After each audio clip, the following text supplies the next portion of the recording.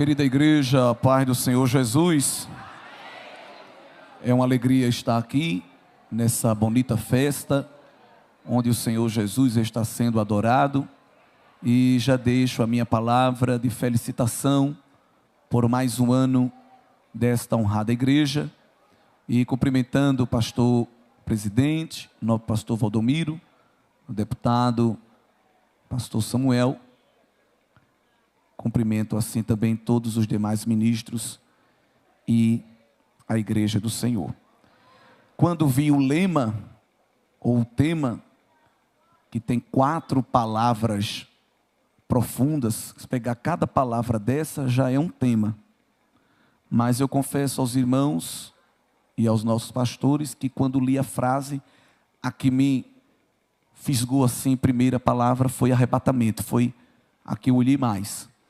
E, na direção do Espírito Santo, quero trazer uma breve reflexão sobre este evento tão aguardado da igreja, que é o arrebatamento. Porque nós somos a igreja que está esperando o Senhor Jesus voltar. Nós sabemos que a vinda do Senhor Jesus vai ser subdividida em 2 momentos. Me refiro à sua segunda vinda, porque ele já esteve aqui, quando encarnou, para desenvolver o seu ministério terreno e executar o plano da redenção. Porém, na eternidade, este plano, ele tinha um compromisso de levar Jesus de volta para o céu, cumprida a sua tarefa. E Pedro, pregando em Atos, ele diz que o Senhor Jesus volta ao céu e lá fica retido ou guardado até que sobrevenha tempos de refrigério. E aí nós estamos aguardando a segunda vinda de Cristo, que será subdividida em 2 momentos. No primeiro momento, Jesus vem para a igreja. No segundo momento da sua segunda vinda gloriosa, ele vem com a igreja. Isso baseado numa linha de interpretação de confissão de fé pentecostal clássica. Às vezes há pessoas em nosso meio que já nem creem mais que Jesus vai voltar. E há outros que dizem que ele vai voltar, mas depois da grande tribulação. Nossos pais, homens de Deus que começaram este trabalho, homens piedosos, os mestres da igreja, interpretando as Escrituras, nos ensinaram a linha pré-tribulacionista. Então nós cremos, como Assembleia de Deus, que o Senhor Jesus voltará para buscar a igreja antes da grande tribulação. Não, irmão, mas eu penso diferente, eu creio ou quero que Jesus volte depois. Tranquilo, você fica esperando, passa o processo todinho e depois conta a gente como é que foi. Nada contra quem pensa diferente. E a melhor maneira de nós sabermos quem está certo é permanecer santo, aguardando o dia. No dia a gente vai saber. Agora, não precisa brigar com o irmão. Tem irmão brigando um com o outro, arranhando, possível se digladiando. Eu sou pré, eu sou pós. Tu é um atribulado. Fica tranquilo, fica em paz aguardando Jesus. Não vai perder a fé por causa de disputas teológicas. Mas lendo as Escrituras, não é baseado em opiniões de homens. Lendo as Escrituras, nós temos evidências tamanhas e numerosas de que Jesus vai voltar antes. Porque a vinda de Jesus se dará para 3 grupos distintos. Jesus vem para a igreja, Jesus vem para Israel e Jesus vem para os gentios. Cada grupo desse, a vinda de Jesus tem um propósito diferente. Jesus vem para a igreja para consolá-la e para levá-la a um nível de comunhão nunca antes existente. Jesus volta para Israel para prestação de contas, para acerto da aliança, renovar a aliança quebrada, perdida. Ele vem provar Israel, expurgar a dureza do coração de Israel através da grande tribulação. Por isso que o profeta chamou no Antigo Testamento, sinonimamente a grande tribulação, de tempo de angústia para Jacó. Especificando pelo Espírito de Deus que esse vai ser um tempo difícil, mas essa dificuldade é um tratamento de Deus com Israel. Já a vinda de Cristo para os gentios, de maneira geral, é para juízo. Jesus vem para julgar os demais, as demais nações. Com todo respeito às autoridades, ele não vai confiar esse juízo à ONU, ao Mercosul, à OTAN, a nenhuma instância militar, política. Ele vai sozinho e acompanhado dos seus santos julgar as nações da terra. Então a vinda de Cristo, ela se subdivide nesses 3 grandes propósitos. É por isso que ele vem primeiro buscar a igreja, porque a vinda de Jesus para buscar a igreja, me permitam este trocadilho, é um evento VIP. Então precisa ser um evento isolado, porque vai ser um evento todo especial. Em segundo momento, ele trata com Israel e depois com os gentios. E nós, como igreja, temos diversos textos para consolar o nosso coração e avivar a nossa esperança. Será que podemos ir ao capítulo 14 do Evangelho escrito por João? Eu não sei se bota ali também, se projeta. Pronto, se projetar é bênção, porque eu queria ler com toda a igreja. Vocês podem ler na Bíblia ou ver ali, não é? Porque nós estamos usando a versão Almeida corrigida, que é mais conhecida entre nós. E eu queria que todos nós lêssemos 14 de João, do verso 1 ao 3. Todos juntos? Não se turbe o vosso coração. Credes em Deus, crede também em mim. Na casa de meu Pai há muitas moradas. Se não fosse assim, eu vou-lo teria dito, pois vou preparar-vos lugar. E se eu for e vos preparar lugar, virei outra vez e vos levarei para mim mesmo, para que, onde eu estiver, estejais vós também. Glória a Deus. Nós somos pentecostais, gostamos de profecia, gostamos de receber um decreto. Mas se você nunca recebeu um decreto, uma profecia, isso daqui já é suficiente para você sobreviver.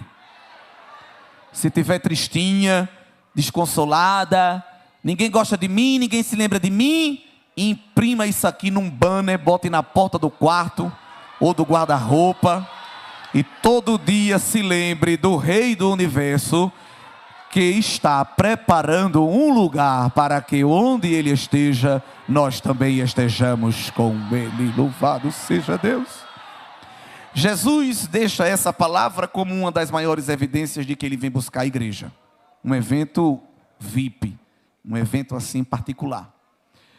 É evidente que depois que Jesus encarna e o mundo conhece Deus através do Filho, João diz, nós vimos a sua glória como a glória do unigênito do Pai. E conviver com Jesus com certeza era algo maravilhoso. O Jesus encarnado, não é? Foi só 3 anos que os discípulos estiveram mais próximos convivendo, mas foi suficiente para criar um elo de ligação tão forte que toda vez que Jesus tocava no assunto de que ia voltar para o céu, eles ficavam tristes. Eles ficavam agoniados. Não fale nesse assunto. Não diga isso. Corte isso da sua agenda. E se Jesus fosse se deixar ser seduzido por estas palavras, na sua humanidade, poderia até ter corrompido o plano. Mas Jesus sempre deixou claro que ele estava só de passagem, porque na rota da eternidade ele desceu, mas o Pai tinha um compromisso de levá-lo de novo aos céus. Porque Paulo, cantando em Filipenses 2, disse que ele não teve Cristo por vanglória ser Deus, mesmo estando na forma de Deus, aniquilou-se a si mesmo, tomou a forma de homem e na forma de servo foi obediente até a morte e morte de cruz. E aí era para ser o ponto final. mas ali era apenas a vírgula, porque o plano da redenção continua. Se o filho cumprisse a proposta do pai, o pai não deixaria ele humilhado na terra, diante do sinédrio romano, ou melhor, do sinédrio judaico, nem do império romano, nem tampouco diante do inferno. O Senhor o daria um nome que é sobre todo nome, e o lhe exaltaria sobremaneiramente, para que diante dele se dobrasse todo o joelho no céu, na terra e debaixo da terra.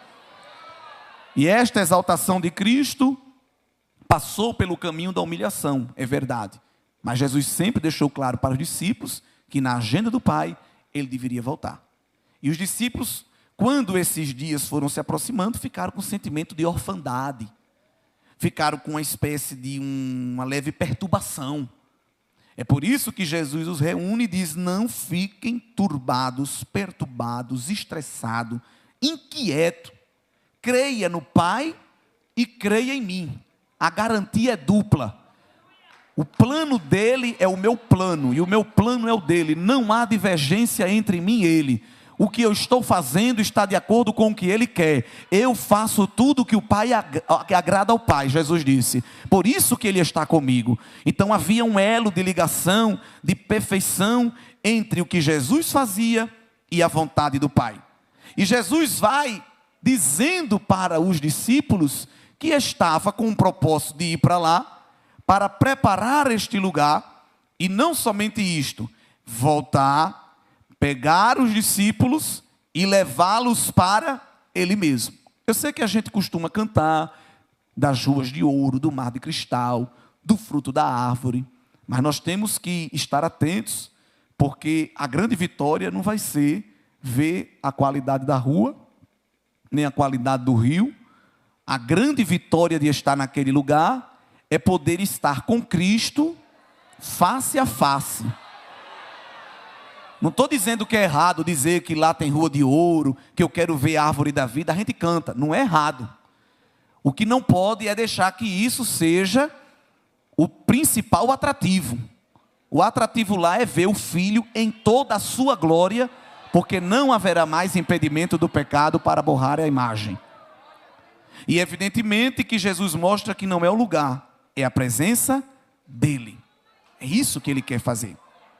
Colocar a gente diante dele. Porque aqui a gente só sente a presença. E já é bom. Embora aqui tenha uns racionalistas que diz: vocês vivem dizendo que está sentindo Jesus, que está sentindo. A gente já não pode ver, irmão. Deixa pelo menos a gente sentir. Mas João, de maneira até profética, disse que quando ele vier e se manifestar, nós o veremos como ele é e seremos semelhantes a ele. Eu sei que há padrões estéticos aqui na terra, e o grupo maioritariamente nesta noite é feminino. Sei que as mulheres, Deus deu esse sentimento de cuidar mais da pele, dos dentes, das unhas e por aí vai. Não acho errado. Corte sua unha, lave seu cabelo, passe seu perfume. Mas lembre-se, sobretudo, que há um padrão ético para chegar no céu, de beleza ética e moral. Eu sei que às vezes o próprio padrão social em que vivemos levanta alguns ícones estéticos e a gente olha e eu queria ter esse formato, eu queria ter esse tamanho, mas a igreja não está trabalhando para adquirir um tamanho de busto, de quadril de alguém. A igreja está caminhando para adquirir a estatura de homem perfeito que é o Senhor Jesus Cristo, segundo Adão, e a beleza moral que há nele, ele quer imprimir em cada um de nós, tá bom? Coma a sua rodela de pepino, sua batata doce, tome seu chá de erva, mas sobretudo exercite a sua alma para parecer com Cristo. Porque às vezes, minhas irmãs, eu estou aqui só para falar algumas coisas que Deus colocou no meu coração, mas suporte aí, porque você é noiva e Ele está tratando a sua beleza. Às vezes a gente consegue fazer um jejum de uma dieta para a barriga murchar, mas a gente não consegue fazer um jejum da dieta da alma para ser mais santo. Ô irmã, tome esse cupcake. Não, eu estou zero glicose. Mas quando chega a língua da fofoqueira, irmã, tu não sabe? Ela desenrola a língua como se fosse um bolo de rolo e diz, eu sei e ainda vou te complementar mais. Não, jejua também esse jejum da alma, para que quando alguém olhar para ti diga, você tem algo diferente, irmã. Eu estou vendo um negócio em você que eu não vejo em ninguém. Aonde é o teu salão? Quem é a tua cabeleireira? Ah, minha cabeleireira não. Eu tenho um embelezador chamado Espírito Santo. Eu tenho um salão chamado altar. E eu tenho um cosmético chamado palavra. Aleluia. Jesus quer nos tornar mais parecido com Ele. Olhe para a pessoa que está do seu lado. Apenas olhe. Não é para tocar nem para falar nada, que eu sei que tem gente que não gosta. Mas olhe, olhar pode. Vê se essa bênção tem uns trejeitos de Cristo. Tem uma semelhança com alguma coisa do céu. Vê se tem. E o diabo quer fazer tudo para borrar essa semelhança. Porque até o mundo reconhece essa semelhança. Às vezes não sabe dar o nome certo, mas reconhece que tem algo diferente. Você chega para trabalhar num lugar, alguém diz assim, rapaz, eu vejo que você tem boas vibrações. Não, não é boa vibração não, meu filho, é a presença de Deus mesmo. Chega na faculdade, ô irmã, você transmite boas energias. Não, não é boa energia não, é a unção do Espírito Santo na minha vida. Não é isso? É porque não sabe dar o nome, mas reconhece que tem algo diferente aí dentro. O vaso é de barro, mas tem tesouro dentro, glória. Eita Deus. E é esta semelhança moral que Ele quer colocar em nós. Nesta noite, Deus está dando à igreja em Salvador cosméticos espirituais para renovar a beleza espiritual. Este santuário nesta noite é uma sala de embelezamento moral. Aleluia! Está descendo do trono da graça uma porção nova de óleo da unção sobre ti. O diabo quer jogar poeira da estrada para te deixar triste, mas o Senhor está soprando o vento, levando a poeira embora e descendo unguento sobre a tua face, dizendo, recebe o reflexo da minha glória, recebe o impacto da minha presença, que quando tu entrar naquele ninho de cobra, os demônios vão dar marcha ré, porque não vão suportar o reflexo e o resplendor da beleza de Deus. Aleluia. Mas querida igreja, Jesus subiu e está preparando lugar para nós. E Ele não vai contratar uma transportadora, nem uma empresa de logística para levar a gente. Ele vem pessoalmente buscar. E é muito importante entender porque Jesus com o Pai criou este ciclo. Porque Ele fala inicialmente para um contexto judaico, uma sociedade milenar, numa geografia oriental, que tinha um contexto cultural um pouco diferente do nosso. E não há figura de linguagem melhor para representar o relacionamento de Jesus com a igreja do que o relacionamento noivo e noiva. Há várias figuras de linguagem no Novo Testamento para representar a relação de Jesus com a igreja. Detalhe, todas essas figuras de linguagem falam de coletividade. Nós somos ovelhas de um rebanho, somos pedras de um grande edifício, somos membros de um corpo, somos tesouros de um depósito, somos galhos de uma videira. Então sempre que Deus fala da igreja com Ele, fala de uma coletividade inserida nele. Isso destrói a ideologia dos desigrejados, que abrem a boca e dizem, a igreja sou eu. Não existe igreja sou eu, igreja somos nós. Porque não há individualismo, há unidade na diversidade. Tudo bem que os membros não são iguais, os galhos também não, as pedras também não, mas quando se juntam, o que não aparece é o galho, mas é a videira completa. O que aparece não é a pedra, mas é o edifício completo. Então, quando Deus fala de igreja, Ele olha a igreja como uma só. Mas há uma figura de linguagem muito importante para se referir a esse relacionamento, que é a figura matrimonial. Porque o matrimônio é sagrado, é inviolável. Fala de intimidade, de reciprocidade e de comunhão, que é o que Deus deseja ter com a igreja, através do Filho, Jesus. E quando Jesus vai falando com os discípulos e ficando registrado para a igreja, acerca deste relacionamento que ele terá com o seu povo, Jesus mesmo usa a figura de linguagem de casamento. E aqui em João 14, do verso 1 ao 3, Jesus pega emprestado algumas analogias desta relação de uma preparação para o casamento, no contexto judaico, no contexto oriental. Naquele contexto, o casamento era um pouco diferente do nosso. Quando um homem tinha interesse em uma moça, ele ia até a casa do pai dela, estabelecia ali o seu sentimento, e era firmado uma espécie de contrato. Ele pagava um dote, um valor, demonstrando o seu apreço, não que ela fosse vendida como uma mercadoria, mas era um ato de amor que ele demonstrava interesse, reconhecendo um valor dela. Depois que ele fazia esse compromisso, ele voltava o noivo para a casa do seu pai e deixava a noiva na casa do pai dela, em geral, por um intervalo de 1 ano. Neste 1 ano, o que é que ela ficava fazendo? Cuidando do enxoval, da nova casa, cuidando também da sua beleza, se preparando para encontrar o noivo, em torno de 1 ano. E lá do outro lado, na casa do pai, naquela cultura, o que é que o noivo ficava fazendo? Preparando uma espécie de puxadinho. Na nossa cultura não dá muito certo, mas lá dava. Geralmente morava junto do pai. Nada contra, você pode tentar, mas lá dava certo. Então, ele ia construindo lá uma espécie de puxadinho, para quando casasse, já ter lá um espaço um pouco privado, para viver com a sua esposa.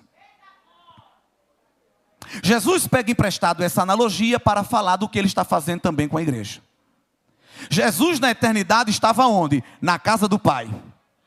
Mas olhou para a terra e disse ao Pai: me interessei pela noiva. Aleluia. Aqui tem algo diferente, porque o pai do noivo é o mesmo pai da noiva. É mistério isso. E ele fala com o pai da noiva que quer se entregar a si mesmo por ela.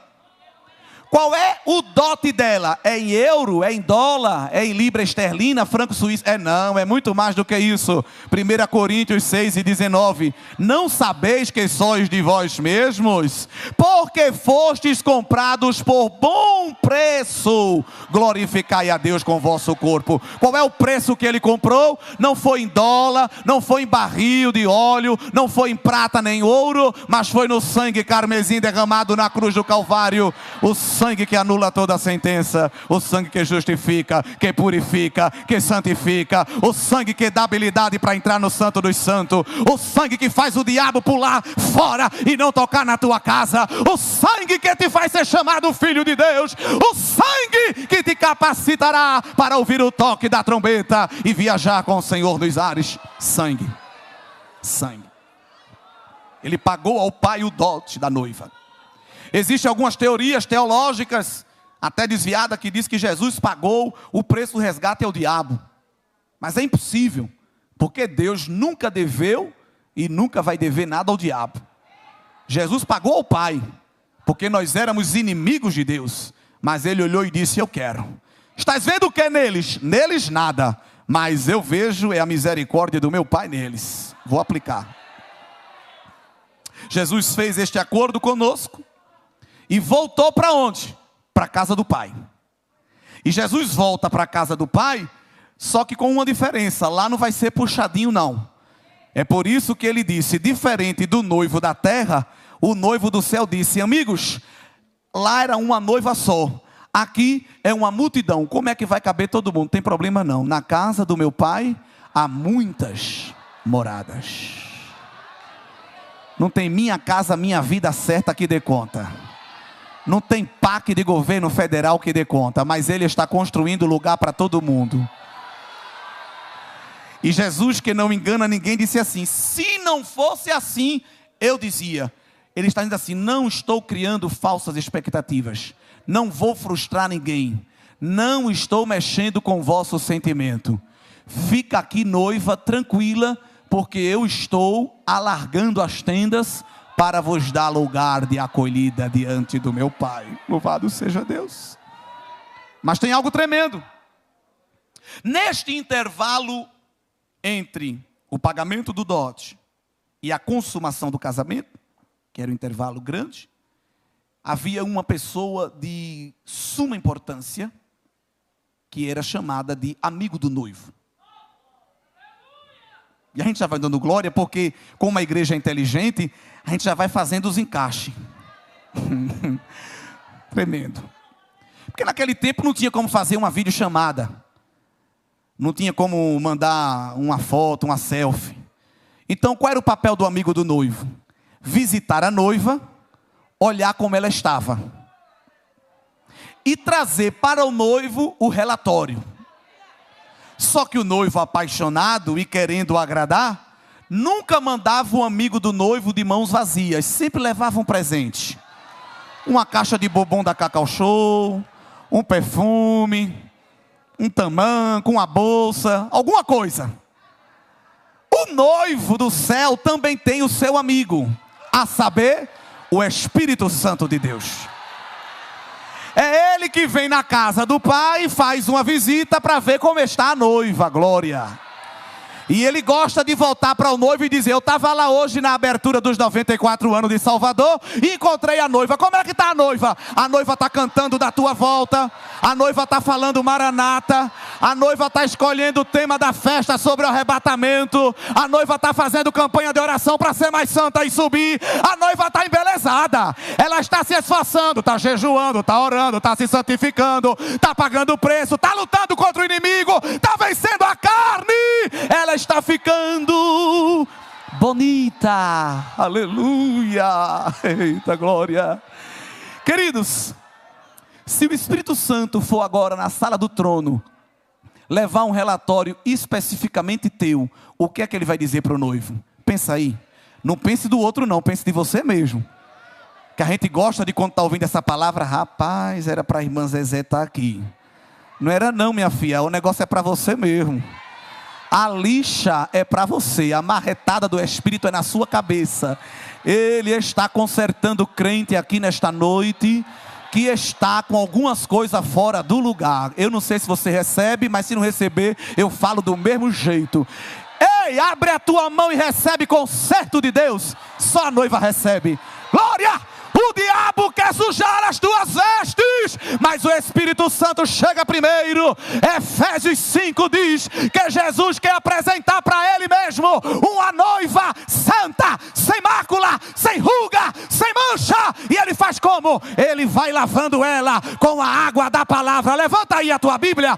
Olha o cosmético do Espírito. Olha a palavra de Deus que te lava, que te embeleza, que te imuniza, que te santifica como noiva adornada para comparecer bela, bela, bela, bela diante do noivo. Aleluia. Eu abro um parêntese aqui, porque nestes dias o diabo quis sujar as tuas vestes. Ele jogou mancha na tua roupa, como ele fez com o sumo sacerdote Josué, querendo se levantar como acusador e fazer vergonha. Mas toda vez ele pega em bomba, e porque ele chega atrasado, quem chega primeiro é o recurso da graça. Quando ele joga sujeira nas tuas vestes, o Senhor manda a água da palavra, manda a sujeira embora. E às vezes a sujeira está tão incrustada, está tão entranhada, que o pai olha de cima e diz: eu não vou mandar nem água, eu vou fazer como o anjo fez quando Zacarias viu. Vai no altar, pega o tição tirado do fogo e coloca nas vestes, queima, queima. Tem fogo de Deus queimando teus olhos. Tem fogo de Deus na tua mão. Tem fogo de Deus nos teus pés. Tem fogo de Deus nos teus lábios aqui. Convida o Senhor para te purificar, noiva. Convida o Senhor para te queimar por dentro e por fora, porque Ele quer te deixar bela. Aleluia. para a glória do nome dEle. Tu crê que Ele está quebrando o braço do inimigo nesta noite? Está descendo justificação de Deus aqui para a tua alma. Alguém inventou uma calúnia contra ti, mas o Senhor está se levantando para te justificar. Olha Deus dando uma sentença de vitória para a tua casa, aleluia. Olha Deus apagando a sujeira do teu nome e dizendo: Ele é cidadão do céu, glória. Ele é cidadão do céu e não perderá a comunhão comigo. Assim diz o Senhor dos exércitos.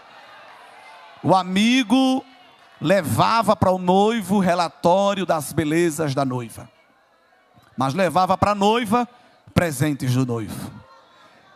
E o Espírito Santo todo dia manda para a gente presente. É o batismo no Espírito Santo, aleluia. É dons espirituais. É mistério com Deus que a gente pode falar como labareda viva na boca, aleluia.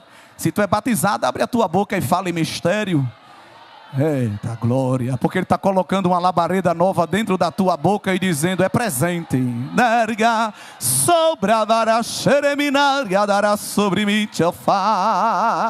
Eu coloco na tua boca. O inimigo queria colocar chocarrice, queria colocar parvoíce, queria colocar palavra de maldição, mas o amigo do noivo colocou brasa viva. Abre a tua boca e glorifica, porque Ele tem o primeiro lugar na tua casa. Ele tem o primeiro lugar nos teus lábios. A tua boca é boca santa. Quando tu abre a tua boca, Ele coloca fogo para queimar o mal, para quebrar corrente. Porque esse apraz ao Senhor te usar para a glória do nome dEle. Aleluia. O amigo do noivo traz livramento. O amigo do noivo traz cura divina, aleluia. O amigo do noivo traz refrigério da alma. O amigo do noivo traz conselho, traz orientação, traz segredos revelados para a noiva que ora, aleluia. Deus está convidando a igreja neste lugar a ter mais intimidade com Ele. Ele está aumentando o nível da intimidade contigo. Te prepara, porque a porta da revelação vai se abrir e Ele vai começar a te contar segredos. Ai, como alguém quer te enganar, mas eu, Senhor, tenho intimidade com os meus. E não te deixarei, ó noiva minha, confundida em nada. Aleluia. Meu Deus. Mas escute. Receber presente do amigo do noivo é bom, mas o melhor é se encontrar com o noivo. Sim ou não? Sim. Porque nenhum culto na terra, por mais bom que seja, se compara à grande festa que a gente vai participar, chamada Bodas do Cordeiro. Isso aqui é só prelúdio. Inclusive, queridos irmãos, num prelúdio como esse, você olha para certas qualidades de noiva, e noiva aqui somos todos nós, e você diz: Jesus amado, essa criatura vai subir mesmo. Porque um culto como esse, esta alegria no Espírito, esta ação divina em nosso meio, louvores maravilhosos, palavra sendo pregada, você olha para certas noivas e diz: misericórdia, essa criatura está dizendo que quer ir para o céu desse jeito. Se levantar um braço para dar glória, quebra. Se dobrar um joelho, nunca mais se levanta. Se abrir a boca, sai até tapuru e aranha de dentro. Não lembra quando foi a última vez que derramou uma lágrima num culto? E tem uns que dizem assim: não, é porque eu já tenho 170 anos de crente e atingi um nível de maturidade. E tu atingiu foi um nível de frieza, terra. É porque eu sou um crente equilibrado. Tu é um crente frio, é isso que tu é, nada de equilibrado. Porque a noiva está recebendo a visita do amigo do noivo, os presentes do noivo, e está inerte, estática, calada, emburrada. Como é que essa criatura quer se encontrar com o noivo? Eu não estou dizendo que tem que correr, tem que pular, derrubar os arranjos da igreja, soltar o sapato no meio do caminho, mas tem que demonstrar que está alegre. Aleluia. Eita Deus. Tu sabia que alguém se inquieta com a tua alegria, mas o Senhor está só aumentando ela. Ai, como alguém se quieta quando tu levanta a mão e glorifica. Ai, como alguém se ira quando tu abre a boca e louva. Mas olha Deus aumentando o teu fôlego, aumentando a tua força, aumentando o teu júbilo. Porque este é o estado espiritual que viveremos na eternidade. Um estado de contínua alegria e de contínuo júbilo na presença de Deus. Canta, canta. Ele está colocando o cântico novo na tua boca. Ele está colocando sorriso no teu rosto. Ele está aumentando o nível do teu júbilo, da tua alegria, da tua comunhão. Tu cantava 3 hinos, vai cantar 7. Tu orava 1 hora, vai orar 2. Tu pregava a palavra 1 dia, vai pregar 9. Tu visitava 2 enfermos, vai visitar 10. Deus está aumentando a tua alegria para servir a Ele, porque já já estaremos na presença do Senhor, sem intervalos, sem pausa, sem reserva. Eu sinto a visita de Deus tratando conosco aqui esta noite. Ele está aumentando o nível da intimidade contigo, mulher. Glória. Não te assusta, Ele vai te tomar dentro da tua casa. Glória. Lá da tua casa tem um bloqueio, mas Ele está tirando o bloqueio hoje. Está dizendo ao valente: me dê a chave, a casa é minha, o povo é meu. E a noiva vai sentir a minha presença. É prelúdio, é preâmbulo, momentos introdutórios de uma grande comunhão eterna na casa do Pai. Glória a Deus. Mas já se aproximando da conclusão desta reflexão, o amigo do noivo volta para o noivo, dá os relatórios. E a noiva fica animada sabendo que ele está se lembrando dela. Quando completa 1 ano que a casa está pronta e a noiva está também arrumada, o noivo sai da casa do pai e vem com os padrinhos, naquela cultura do sexo masculino, até a casa da noiva. Recebe ela, e ela vem com as madrinhas, num cortejo muito solene, até a casa do pai. Na casa do pai há uma recâmara já pronta. A noiva chega com um véu, ninguém vê ela, só o noivo. Eles entram na câmara nupcial e ficam lá para consumar o matrimônio. Na porta ficava geralmente o amigo do noivo. E quando era consumado o ato, o noivo dizia a ele, e ele dizia à família: meus irmãos, deu tudo certo, são marido e mulher. Aí começava a festa, que naquela cultura durava 7 dias, graças a Deus na nossa não é assim. Porque para fazer um dia de festa a gente quase perde até a vida, imagina 7. 7 dias de festa para crente. Estou fora. Mas naquela cultura dava certo. Festa.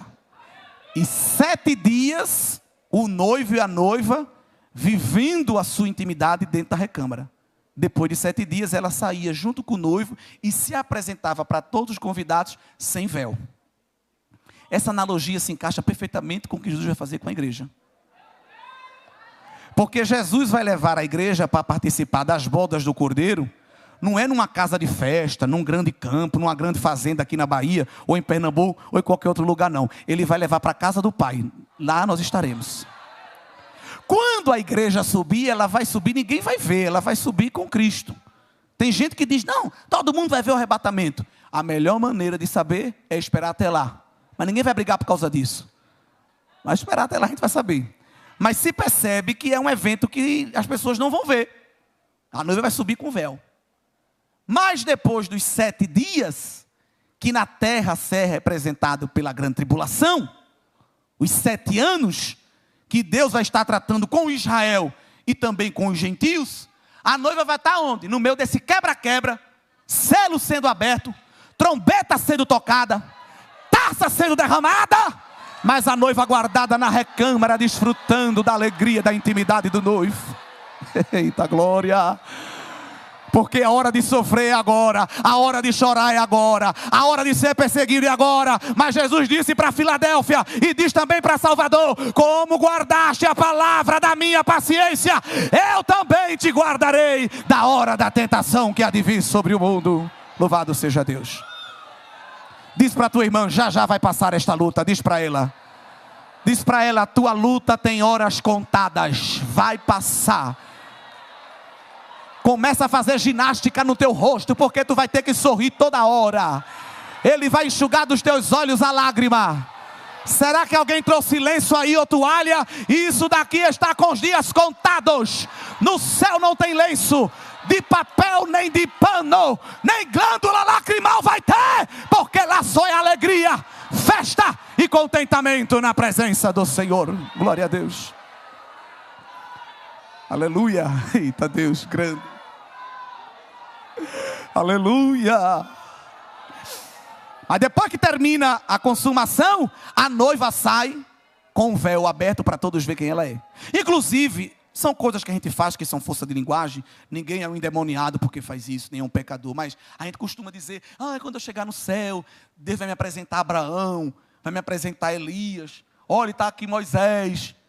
Não vai ser assim, é o contrário.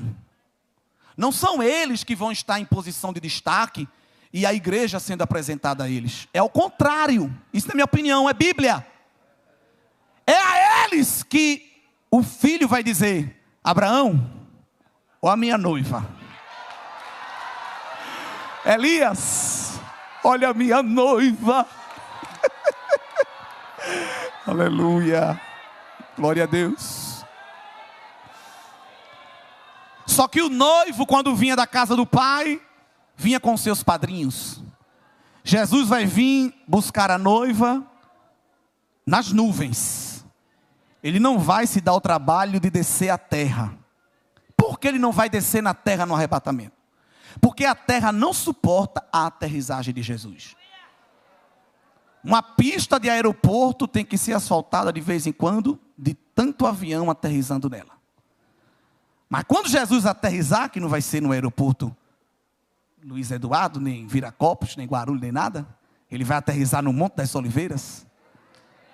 O pipoco e o abalo vai ser tão grande que vai se abrir ali o vale. Só na aterrissagem do Filho de Deus. Então, no arrebatamento, eu percebo que ele não vai vir logo na terra aterrissar para não causar tumulto. Porque o abalo vai ser na segunda vinda, quando ele vem já com a noiva, sem o véu, para todos saber quem é, para todos saber o mistério que esteve oculto desde todos os séculos. Mas ele vem até as nuvens. Ele também vem até as nuvens para não ter propina, gorjeta, crachadada. Olha, eu sou filho do vizinho, do conhecido, do inimigo do pastor. Me bote aí dentro. Não. Lá não tem crachadada, credencial, nem carta de recomendação. Bem-aventurado aquele que lava as suas vestes no sangue do Cordeiro, porque tem acesso à cidade pela porta. Essa história que a igreja romana inventou, de São Pedro na porta com um livrão bem aberto, deixa eu procurar o teu registro, não precisa. O santo é conhecido no céu. Quando ele chega, os portões se abrem, porque ele tem veste branca lavada no sangue do Cordeiro e tem acesso. Ele vem até as nuvens para não ter penetra. Até porque viver tudo isso quem está vendo aqui, e chegar lá e encontrar certas pessoas e, meu Deus do céu, essa criatura aqui, eu não acredito. Não vai acontecer isso. É por isso que ele vem nas nuvens. Só que tem uma crise aí. E aqui eu encerro. Depois que o inimigo se rebelou contra Deus, a vida dele é uma completa derrocada. Ele é expulso da sala da intimidade, fica habitando nos céus. Apocalipse 12 revela uma batalha que Miguel vai travar no céu, onde é nos dito que o grande acusador vai ser destituído dos céus e jogado na terra. E ainda não é o fim, porque da terra depois vai ser jogado no lago de fogo e enxofre. Então ele só vai descendo, enquanto o Filho de Deus só vai subindo, junto com a igreja. Só que como Deus expulsou ele da sala do trono, ele está na atmosfera. A gente pensa muito, por causa de Alta Compadecida e essas coisas, que o diabo está lá embaixo. Mas Efésios 6 nos ensina que ele está nos lugares celestiais. E é nesses lugares celestiais, nessa atmosfera, onde se dará o encontro do noivo com a noiva. É por isso que a primeira carta que Paulo escreveu aos Tessalonicenses, o capítulo é o 4, há um texto ali muito forte, uma promessa escatológica tremenda. A partir do versículo 16. Porque o mesmo Senhor descerá do céu com alarido, com voz de arcanjo e com trombeta de Deus. Essa voz de arcanjo a gente não sabe quem é, que vai dar nem o que vai falar. Só tem uma forma de saber. Fica santo até lá que você vai ouvir. Não vai brigar com ninguém, nem participar de bolão para escolher o que é que vai ser falado, que não vale a pena. Mas vai ter voz de arcanjo, vai ter alarido, que em outra tradução significa voz de guerra, e vai ter toque de trombeta. Numa visão veterotestamentária, quando é que se tocava a trombeta? Com dois sentidos. Para avisar Israel que iam mudar de lugar. Se colocar em marcha para mudar de lugar. Ou convocar o povo de Deus para batalha. Quando a trombeta tocava, era para uma dessas duas situações, geralmente. E voz de alarido, voz de guerra. O arrebatamento vai ser precedido de um grito.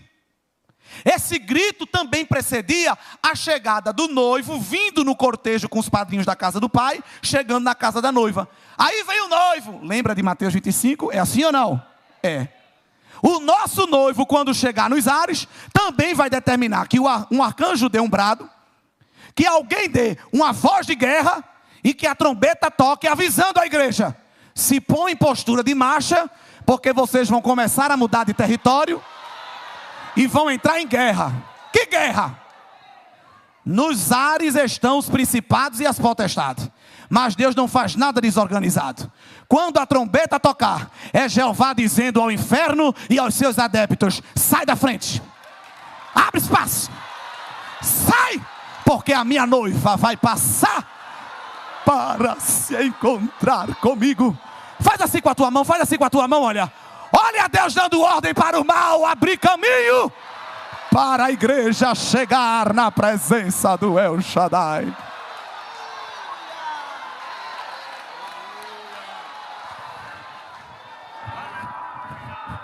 Aleluia.